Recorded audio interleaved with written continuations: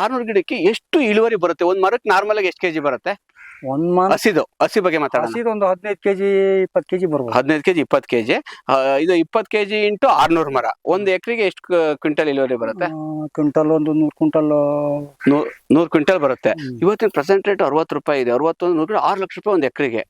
ಒಂದು India's best organic fertiliser. ಏನು organic fertiliser ಅಂದ್ರೆ ತುಂಬಾ ಜನ ಇರ್ತಾರೆ. ಈಗ ಹಿಂದಿನ ಕಾಲದಾದ್ರೆ ದನ ಸಾಕೋರು, ಕುರಿ ಸಾಕೋರು, ಕೋಳಿ ಇರ್ತಾ ಇತ್ತು, ಮನೆ ಒಲೆ ಹಚ್ಬಿಟ್ಟು ಬೂದಿ ಬರ್ತಾ ಇತ್ತು, ಅದನ್ನ ತಿಪ್ಪೆ ಗೊಬ್ಬರ ಹಾಕ್ತಾ ಇದ್ರು, ಬೇವಿನ ಮರಗಳು ಇರ್ತಾವೆ, ಎಲ್ಲದೂ ಇರ್ತಾ ಇದೆ. ಎಲ್ಲಾ ಮಿಕ್ಸ್ ಮಾಡ್ಕೊಂಡು ನಿಮಗೆ ಒಂದು ಮನೆಗೆ ಯೂಸ್ ಮಾಡ್ಕೊತಿದ್ರು. ಈಗ ಬದಲಾದ ಕಾಲದಲ್ಲಿ ಯಾರು ಹೊಸ ಕುರಿ ಮೇಕೆ ಎಲ್ಲದು ಏನು ಕಟ್ಟಲ್ಲ, ಅದಕ್ಕೆ ಒಂದು ಡಿಪೆಂಡ್ಸ್ ಅನ್ನ ಹಾಕ್ತಾರೆ. ಅಕ್ಷಯ ಸಮೃದ್ಧಿ ಒಂದು ಸಂಪೂರ್ಣ ಆಹಾರ ಸಿನ್ಸ್ 2007 ಇಂದ ವರ್ಕ್ ಮಾಡ್ತಾ ಇದೆ.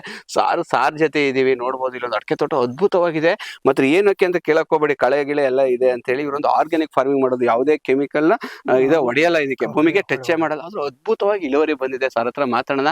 ಸರ್ ನೋಡಿದೆ ತುಂಬಾ ಅದ್ಭುತವಾಗಿ ಇಳುವರಿ ಇದೆ ಈ ತೋಟ. ಮತ್ತೆ ಅಕ್ಷಯ ಸಮೃದ್ಧಿ ಗೊಬ್ಬರ ಎಷ್ಟೆಷ್ಟು ಗಿಡ ಕೆಜಿ ಕೊಟ್ರಿ? ಇದು ಒಳ್ಳೆ ತೋಟ ಅಂದ್ರೆ ಒಂದು ಎಕರೆಗೆ ಎಷ್ಟು ಗಿಡ ಹಾಕ್ಬೋದು ಒಂದು ಮರ ಅಡಿಕೆ ತೋಟ? ಒಂದು 600-625 ಗಿಡ ಹಾಕ್ಬೋದು. ಯಾವ ತರ ಕೂರಿಸಬಹುದು ಗಿಡನ? ಒಂದು ಗಿಡದಿಂದ ಗಿಡ, ಸಾಲಿಂದ ಸಾಲಿಗೆ ಎಷ್ಟು, ಗಿಡದಿಂದ ಗಿಡಕ್ಕೆ ಎಷ್ಟು? ಆ ತರ ಗಿಡದಿಂದ ಗಿಡಕ್ಕೆ 9-10 ಅಡಿ ಲೆಕ್ಕ, 9 ಅಡಿ. ಮತ್ತೆ ಹಿಂಗ 10 ಅಡಿ. ಹಿಂಗ್ 10 ಅಡಿ.